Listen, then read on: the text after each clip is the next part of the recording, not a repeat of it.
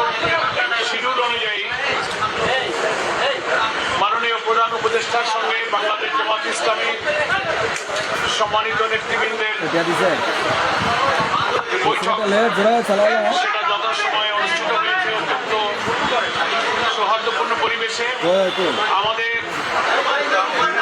এই প্রতিনিধি দলের নেতৃত্ব দিয়েছেন বাংলাদেশ জামাত ইসলামীর সম্মানিত নায়েবে আমির সাবেক সংসদ সদস্য ডক্টর সৈয়দ আব্দুল্লাহ মোহাম্মদ তাহের, এবং আমাদের প্রতিনিধি দলে আরো সংযুক্ত ছিলেন। আপনারা দেখতে পাচ্ছেন আমার বাদিকে মাওলানা এটিএম মাসুম, সহকারী সেক্রেটারি জেনারেল, ডান দিকে আছেন আরো একজন সম্মানিত সহকারী সেক্রেটারি জেনারেল মাওলানা রফিকুল ইসলাম খান।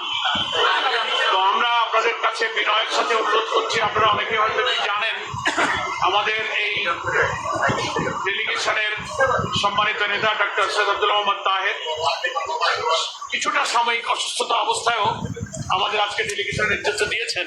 এই জন্য উনি কথা বলবেন ধীরে, এবং আপনাদের সহযোগিতা আমরা কামনা করি। এখন আজকে এই সাক্ষাৎ সম্পর্কে ব্রিফিং দিচ্ছেন আমাদের সম্মানিত নায়েবে আমির ডক্টর সৈয়দ আব্দুল্লাহ মোহাম্মদ তাহের। জি, বিসমিল্লাহির রহমানির রহিম। নাহমাদুহু ওয়া নুসাল্লি আলা রাসূলিল কারীম।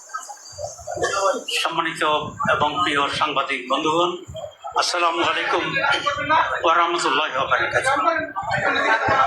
আমি আল্লাহর রহমতে খুব ভালো আছি। আমেরিকা একটু লম্বা সফর ছিল, একটু ডায়াবেটিকের ইমব্যালেন্স হচ্ছিল, সেই জন্য একটু হসপিটালে কারেক্ট করছি। আলহামদুলিল্লাহ সুস্থ আছি, আলহামদুলিল্লাহ। আপনারা দোয়া করবেন, ভালোই আছি। আজকে আমরা এসেছিলাম কয়েকটি বিষয়ে মাননীয় চিফ অ্যাডভাইজারের দৃষ্টি আকর্ষণ করার জন্যে, এবং কিছু বিষয়ে আমাদের মতামত এবং করণীয়, এই সরকারের করণীয় সম্পর্কে আলোচনা করার জন্যে। প্রথমে আমরা ওনাকে ধন্যবাদ জানিয়েছি আমেরিকাতে ওনার সাথে দেশের প্রধান রাজনৈতিক দলগুলোর প্রতিনিধিদের সাথে নেওয়ার জন্যে, যেটা আমাদের ডেলিগেশনের মর্যাদা সেখানে বৃদ্ধি করেছে এবং জনগণের পার্টিসিপেশন তৈরি হয়েছে।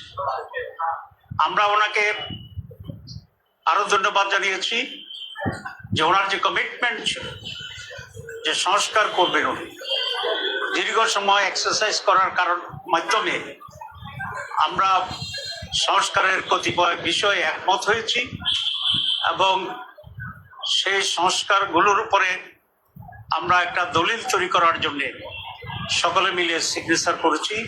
বাংলাদেশ জামাত ইসলামী এই সনদের ওয়ান অফ দি সিগনেটরিজ। এটা জাতীয় ইতিহাসে এটা লিখে থাকবে এবং ইতিহাস থাকবে। মাননীয় উপদেষ্টার পক্ষ থেকে আমাদেরকে ধন্যবাদ জানানো হয়েছে। আমরা যেহেতু এখানে সিগনেচার করেছি, তার এফার্টকে আমরা সমর্থন করেছি। এই প্রসঙ্গে আমরা খুব দুটি স্পষ্ট কথা বলেছি যে দীর্ঘ কয়েক মাস ধরে বহু লোকের পরিশ্রমে, বিভিন্ন রাজনৈতিক দলের অংশগ্রহণে আমরা যে ঐক্যমত্যে পৌঁছেছি, বেসিক্যালি প্রায় ৮০-র উপরে সংস্কারে, তার ভিতরে বেসিক কতগুলো পয়েন্টস আছে যেটির সংখ্যা 19টির মতো, এবং এখানে আমরা সকলেই সিগনেচার করেছি। এখন যেটা প্রয়োজন সেটা হচ্ছে এটাকে আইনি ভিত্তি দেওয়া, এটাকে ইমপ্লিমেন্ট করা, এবং এই সনদের মাঝে যেগুলো আগামী নির্বাচন সংশ্লিষ্ট সেগুলোকে আগেই পাস করিয়ে তার ভিত্তিতে নির্বাচন দেওয়া, সেটা হচ্ছে ইম্পর্টেন্ট। আমাদেরকে এটা বলা হয়েছে যে এটা যে সমস্ত পয়েন্টে আপনারা একমত হয়েছেন সেগুলো নিয়ে সনদ, এটা সাইন করুন। ইমপ্লিমেন্টেশনের ব্যাপারে আমরা আপনাদের সাথে একমত হয়েই সেটা আমরা করব। আমরা আজকে এটা বাস্তবায়নের জন্য ওনার দৃষ্টি আকর্ষণ করেছি। উনি আমাদের সাথে একমত হয়েছেন যে এটা বাস্তবায়ন যদি না হয় তাহলে এই পরিশ্রম তো পণ্যশ্রম ছাড়া কিছু নয়। তো সে কারণে উনি বলেছেন আমি যথাযথ উদ্যোগ নেব। আমরা সেখানে বলেছি একটি আদেশের মাধ্যমে এটাকে সাংবিধানিক মর্যাদা দিতে হবে। এটা কনস্টিটিউশন নয় এটা হচ্ছে এক্সট্রা কনস্টিটিউশনাল অ্যারেঞ্জমেন্ট, যেটা কোন সরকার এরকম একটি পরিস্থিতি পড়লে দেওয়ার এখতিয়ার রাখে। এবং উনি আমাদের সাথে একমত হয়েছেন যে একটা আদেশের মাধ্যমে এটা হবে।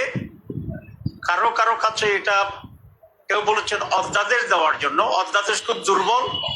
অধ্যাদেশে এগুলার সাংবিধানিক মর্যাদায় যাওয়ার মতো স্ট্রেংথ অধ্যাদেশে নেই, কিন্তু আদেশ ইজ ইকুইভ্যালেন্ট টু সাংবিধানিক পরিবর্তন পাওয়ার এবং অথরিটির দিক থেকে। ইতিমধ্যে অনেক এক্সপার্ট কমিটি, ঐকমত্য কমিশন তৈরি করেছে, তারা বৈঠক করেছে। আমরা আমাদের এক্সপার্ট কমিটির সাথে বসেছি। আমাদের এক্সপার্ট কমিটি আবার ঐকমত্য কমিশনের এক্সপার্ট কমিটির সাথে বসছে। এখনো সেই বসা অব্যাহত আছে এবং সকলেই এই পরামর্শ দিয়েছেন যে একটি আদেশের মাধ্যমেই এটাকে বৈধতা দিতে হবে, আর সেই আদেশের উপরেই গণভোট হবে। আমরা এটা ক্লিয়ারলি বলে আসছি। উনি আমাদের কথায় কনভিন্সড হয়েছেন বলে আমাদের মনে হয়। আমরা আশা করি সেদিকে যাব। 2 নম্বর, আমরা গণভোটের ব্যাপারে বলেছি, আপনারা জানেন